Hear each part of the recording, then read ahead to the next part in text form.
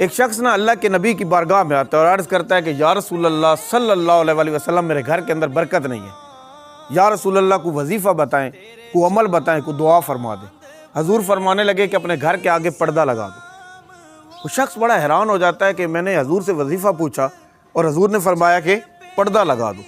وہ شخص ایسے ہی کرتا ہے جیسے اللہ کے نبی نے بیان فرمایا، کیونکہ حضور نے جب بیان فرما دیا تو کوئی حکمت ہوگی۔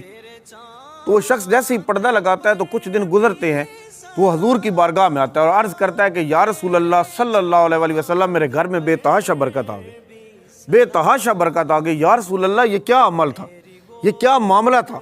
اللہ کے نبی بیان فرمانے لگے، میرے حضور بیان فرمانے لگے، دو جہانوں کے سردار بیان فرمانے لگے، پورے عالم کے سلطان بیان فرمانے لگے، دو جہانوں کے سردار بیان فرمانے لگے۔ حضور بیان فرمانے لگے کہ جب تمہارے گھر کے آگے سے بے نمازی گزرتے تھے، ان کی نظر تمہارے گھر میں پڑتی تھی، تمہارے گھر کی برکت اڑ جاتی تھی۔ وہ شخص حیران ہو گیا۔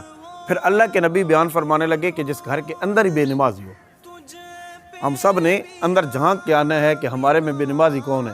جو ہم سارے ہیں تو پھر برکت کی امید مت رکھے، پھر یہ مت سوچے کہ یار میں صبح سے شام تک محنت کر رہا ہوں، نظام نہیں چل رہا، یار دل بڑا پریشان رہتا ہے، اندر سے گھٹن رہتی ہے، درد میں ہوں یار، پر بڑی پریشانی ہے، بڑی محنت کرتا ہوں، جہاں پاؤں رکھتا ہوں نظام ہی الٹ جاتا ہے۔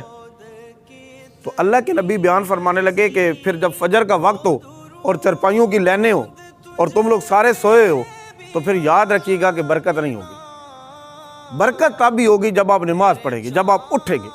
تو یہاں ہم نے سوچنا ہے کہ نماز کتنی ضروری ہے ہمارے لیے۔ میں کہتا ہوں کہ جو رکشہ چلا رہا ہے وہ رکشہ چلاتا جا رہا ہے، اچانک اذان ہوتی ہے وہاں سے روک دے، سٹینڈ پہ لگائے، وہاں روک کے اور اندر نماز پڑھے۔ مل ملازم ہے، وہ نماز کا جب ٹائم ہو تو ان کو چاہیے کہ ان کو وقت دیا جائے۔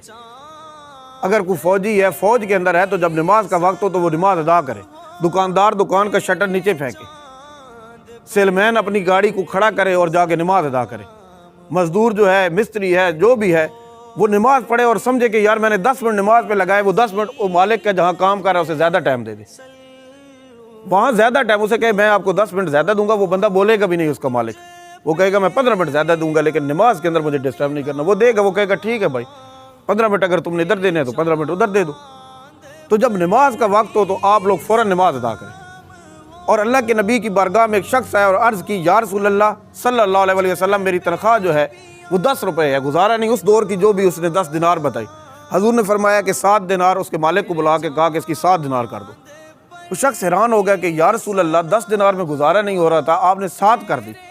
حضور بیان فرمانے لگے کہ تم اس کا ذرا کرم دیکھنا، وقت کے ساتھ ساتھ محنت وہی کرو جو پہلے کر رہے ہو۔ کچھ دن بعد وہ آتا ہے، عرصے بعد حضور کے لیے کپڑے لے آتا ہے، عرض کرتا ہے یا رسول اللہ برکت ہی برکت ہو گئی، معاملہ کیا تھا؟ تو حضور بیان فرمانے لگے، اللہ کے نبی بیان فرمانے لگے، دو جہانوں کے سردار بیان فرمانے لگے، میرے حضور صلی اللہ علیہ وسلم آپ بیان فرماتے ہیں کہ تم کام 7 کا کرتے تھے، لیتے 10 تھے، جس کی وجہ سے تمہارے گھر کے اندر برکت نہیں تھی۔ جب آپ وظیفہ زیادہ لیتے ہیں، محنت کم کرتے ہیں، آپ گھر سے ناشتہ کر کے آئے ہیں VIP، اب یہاں پر آپ 0 نمبر لیتے ہیں، پھر گھر جاتے ہیں، پھر کھانا کھاتے ہیں، کیا آپ پر حلال ہے؟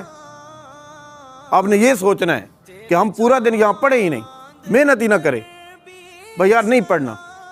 والد آپ کا کمانے گیا، کیا آپ اس کا پیسہ حلال کر رہے ہیں؟ ماں جو آپ کو صبح صبح ناشتہ دیتی ہے، کیا آپ حلال کر رہے ہیں؟ کیا آپ دوپہر کے کھانے کے حقدار ہیں؟